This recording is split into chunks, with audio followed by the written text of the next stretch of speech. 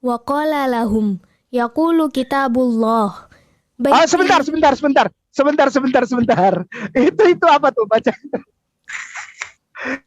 Yakulu kitabu, kitabullah. dan Injil itu adalah kitabullah. Dan sekarang sudah nggak tahu itu kemana Injil yang dibawa Yesus.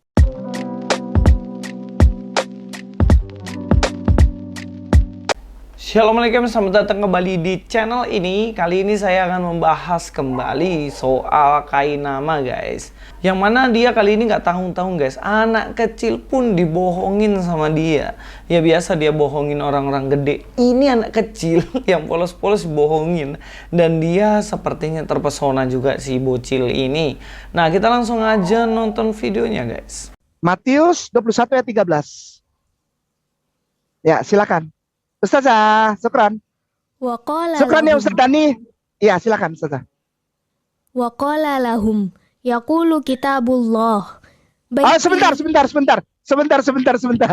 Itu apa tuh baca? Yakulu kitabu. kitabullah. Oke. Jadi gimana ya? Kitabullah itu apa Ustazah? Kalau menurut Ustazah?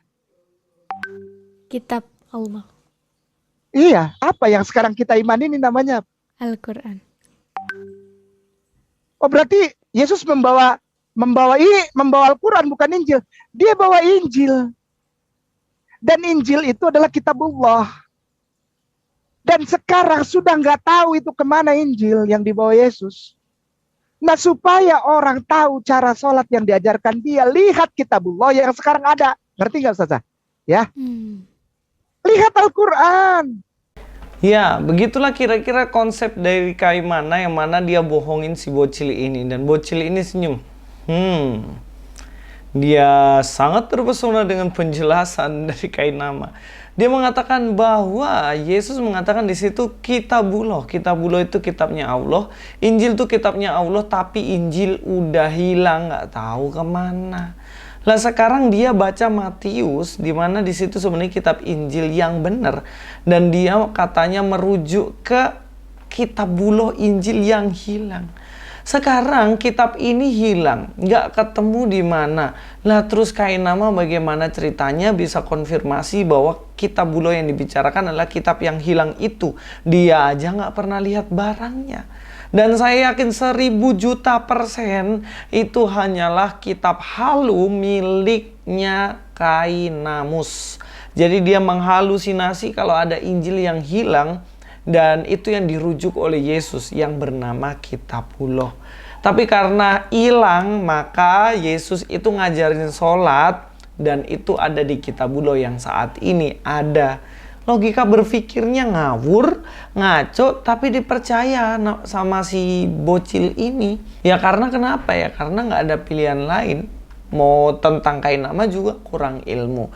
Dia cuma bisa baca doang kan ayat Al-Qur'annya. Mari kita langsung bahas aja ayat yang dikutip sama Kainama ini ya. Kalau kita lihat di sini ayat yang dikutip jelas Matius 21 ayat 13, dan dia menandai di situ ada kalimat kitabullah. Makanya dia langsung hentikan, kitabullah itu berarti kitabnya Allah. Dan kitabnya Allah itu berarti Injil yang hilang. Dan kitabnya Allah itu berarti kitabnya Kainama yang sekarang. Kita langsung aja ke Matius 21 ayat yang ke-13. Ya, ini dikatakan di sini ya. Dan berkata kepada mereka, ada tertulis, rumahku akan disebut rumah doa, tetapi kamu menjadikannya sarang penyamun.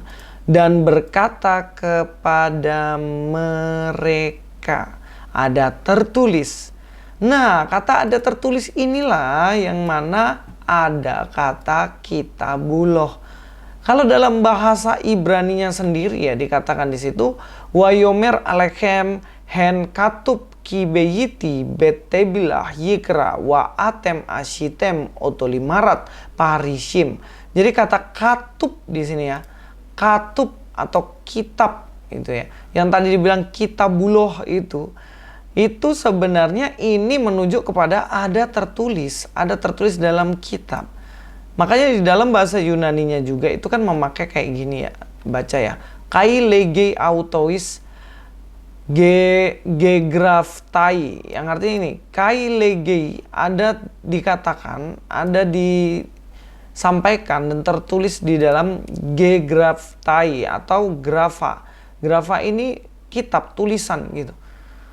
Nah, jadi kalau dibilang apakah ini Injil yang hilang itu, apakah ini adalah kitabullah yang hilang itu, sepertinya kayak nama ini diragukan ya, ini pernah Kristen apa enggak. Dalam bahasa Inggrisnya, and said unto them it is written, yang artinya sudah tertulis. It is written berarti sudah pernah ditulis. Nah, kata sudah pernah ditulis ini apakah menunjuk sepenuhnya kepada yang dibilang Kainama itu adalah kitabullah yang hilang? Ya jelas enggak. Mari kita lihat ya kalimat selanjutnya. Karena ini adalah kata kunci untuk kita memahami written atau kitabullah atau kitab ini dari kitab apa. Dikatakan ya di selanjutnya itu, dan berkata pada mereka, ada tertulis, rumahku akan disebut rumah doa, tetapi kamu menjadikannya sarang penyamun. Yang artinya, my house shall be called the house of prayer, but ye have made it a den of thieves. Yang artinya, yang sebelumnya rumahnya itu menjadi rumah doa tetapi menjadi sarang penyamun. Apakah ini ada ayat atau kitab sebelumnya yang menulis tentang ini? Ya jelas ada guys. Lalu di mana tempatnya? Ini dia. Dikatakan dalam Yesaya 56 ayat 7, mereka akan kubawa ke gunungku yang kudus dan akan kuberi kesukaan di rumah doaku. Perhatikan di Yesaya 56 ayat 7. Di mana di situ ada rumah doaku. Nah, rumah doaku di sini katakan aku akan berkenan kepada korban-korban bakaran dan korban-korban sembelihan mereka yang dipersembahkan di atas mezbahku, sebab rumahku akan disebut rumah doa bagi segala bangsa. Jadi ada tertulis bahwa di dalam Yesaya 56 ayat 7 itu rumahnya itu menjadi rumah doa. Rumah doa bagi segala bangsa. Yang artinya memang di pelataran itu dipergunakan untuk beribadah orang yang percaya kepada Allah Israel yang berasal dari bangsa lain. Makanya dikatakan bagaimana rumah Tuhan ini menjadi rumah doa bagi segala bangsa. Dan yang dimaksud di dalam kitab Matius tadi itu adalah kitab ini. Dalam Yesaya 56 ayat 7 ada tertulis dalam kitab Yesaya 56 ayat 7 di mana rumahku menjadi rumah doa bagi segala bangsa. Paham kayak nama? Jadi kitabnya nggak hilang, ada dalam kitab perjanjian lama, dalam Yesaya. Jadi jangan bohong-bohong, jangan tipu-tipu, apalagi anak kecil lagi kamu tipu kayak nama. Dan ada ayat yang lainnya. Dalam Yeremia 7 ayat 11 dikatakan, sudahkah menjadi sarang penyamun di mataku rumah yang atasnya namaku diserukan ini? Kalau aku sendiri melihat semuanya, demikian firman Tuhan.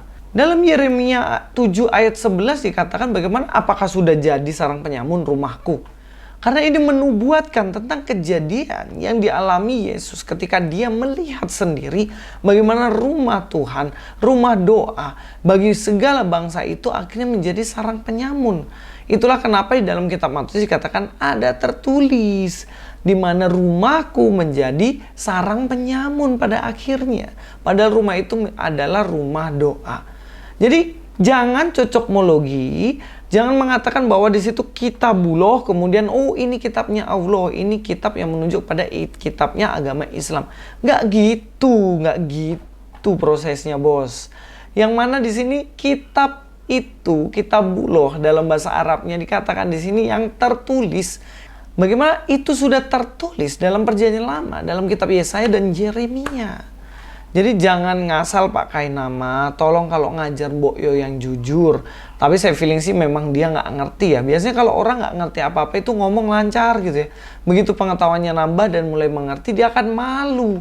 Bahkan dengar videonya sendiri yang model begitu ya malu. Makanya nggak semua apa yang kamu dengar itu kamu bisa artikan seenak udelmu. Jadi ketika ketemu dalam perjanjian lama juga kata Mahmadim bukan berarti itu Muhammad, Nabi Anda. Karena Mahmadim itu ternyata artinya lain bos.